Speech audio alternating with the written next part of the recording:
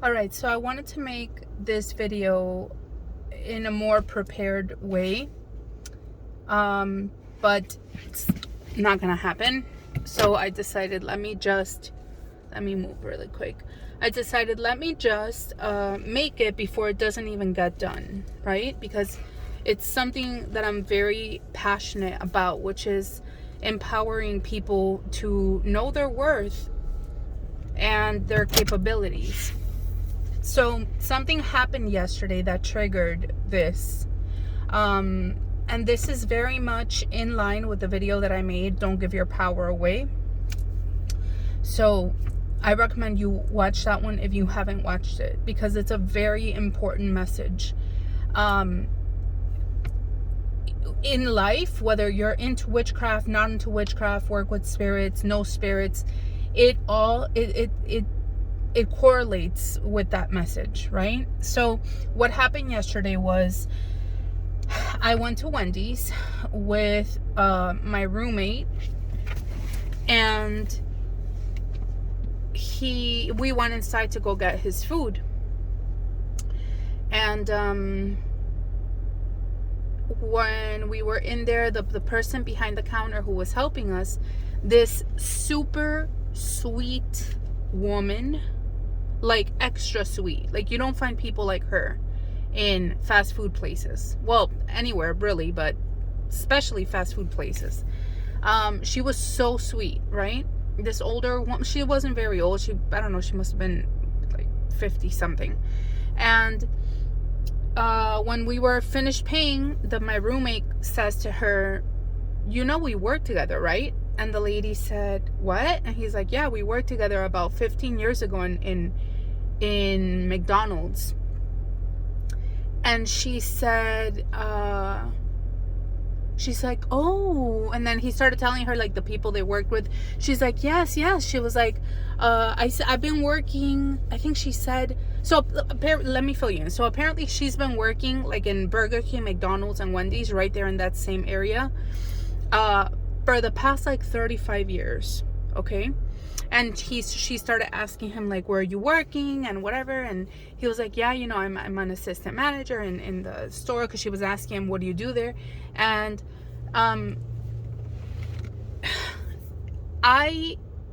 when we were walking out, I said to him, that is so sad. It is so sad, because here's this woman, right, who is extremely sweet, who you can tell is a really good worker, who is really reliable, who is dependent, because he told me how she was, that he worked with her for a couple years when he was in McDonald's. And I can promise you that that woman is not getting paid nowhere near what she deserves. Okay? She was not a manager. She was not an assistant manager. She was a regular employee, right? How is it possible that this woman, okay, I understand she's 50 something, maybe she didn't go to school, maybe, I don't know, maybe she graduated high school, maybe she didn't, maybe she went to college, maybe she didn't. How is it possible that this woman, with this amazing customer service, 30 years later, because she says she's been working, I think she said McDonald's or Burger King 30 years, or 35, I think she said actually. How is it possible that she is still working there, probably not getting paid what she deserves? Okay? I had a friend of mine that he used to be a manager at a McDonald's. He does not make nearly as much as what you would probably think a manager at McDonald's makes. So imagine this employee, right? Okay, where I'm trying to get at is, it is so sad for me to see somebody like her, because that is somebody who doesn't know their worth.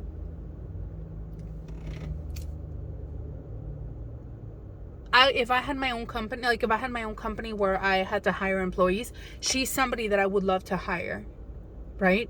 So this is why I wanted to prepare better. So my point is, know your worth. I understand maybe you didn't go to, I didn't go to college. I mean, I went like to the first year of college and then I quit. But it hasn't stopped me from, you know, continuing to grow. And little by little, I've learned my worth. And I know that not everybody has encouraging people around them, because obviously if you're surrounded by people who don't know their worth, you're never gonna grow. You're never gonna maybe see it yourself. I mean, you might, honestly, I don't even know how I've been so blessed. I don't know if it's been spirit. I mean, I know it's been a combination of things, but it definitely wasn't the people around me. The people around me were not people who knew their worth. They were people with very limited thinking. They were very pessimistic people, and which is obviously, I'm speaking about my family and the closest to me, like my mom, things like that. This is why I'm so passionate about this message of empowering yourself, of showing you how you have the ability. You know, after this morning, I was re-listening to that video that I made, which is Don't Give Your Power Away, and I was like, this is such an important message. Like, I'm gonna link that video in the description of this video. There's people that they just don't feel they have the power, the capability, or the authority to cause things to happen in their life, to close or open portals. Of course, I know you have to know what you're doing. You cannot be reckless of it, talking about the spiritual side of this. But even the mundane aspect of what I'm talking about, people like, you know, okay, so I'm not giving any concrete examples or any practical ways, but I'm gonna think of something. This is something that's really important to me. Okay, like if you've been a victim in your life, you obviously have, in some way, shape, or form in your subconscious, a victim mentality that maybe you are unaware that is limiting you. And this is something that you need to work through. I'm still doing shadow work. I still have I have a very long way to go. This is by no means anything I have mastered, but at least I brought awareness to it, right? And when you start bringing awareness to issues, they start losing their power. Awareness in a weakness loses its power, and therefore you gain your power back.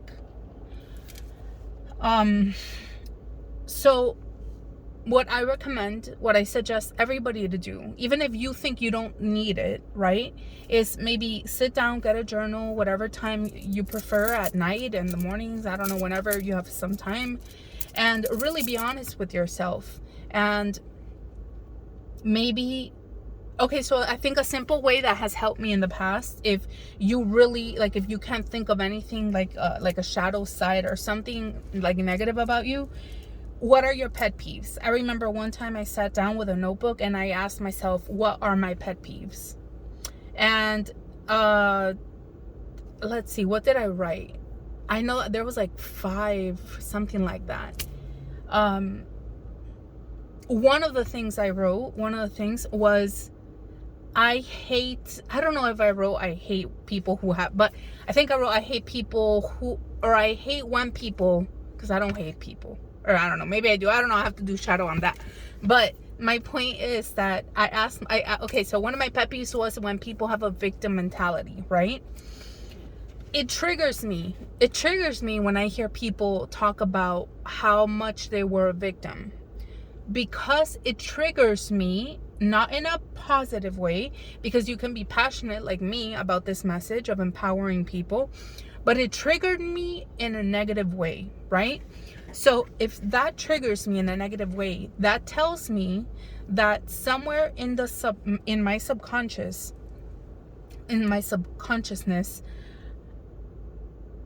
I still feel like a victim.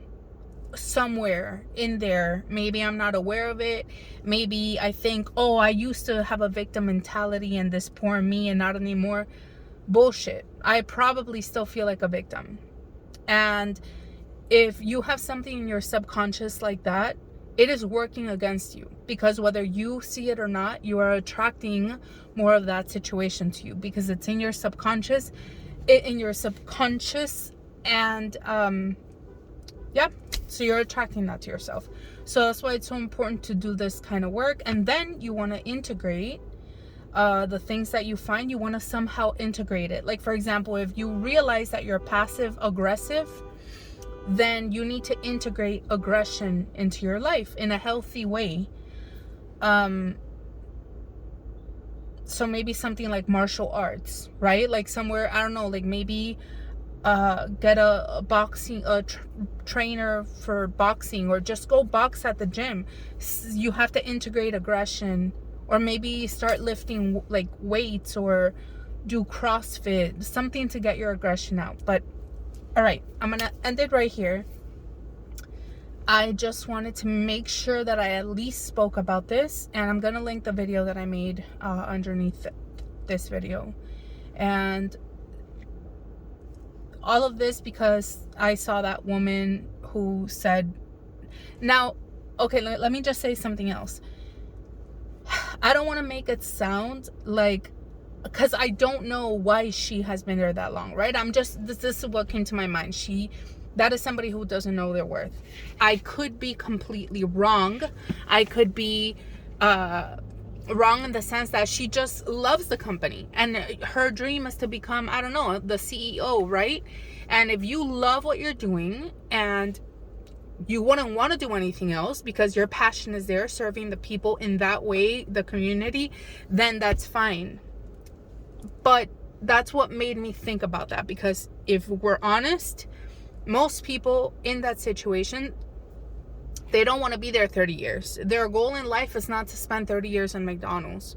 I've worked I've never worked in McDonald's, but I worked at Blockbuster, which is like the McDonald's of the video world.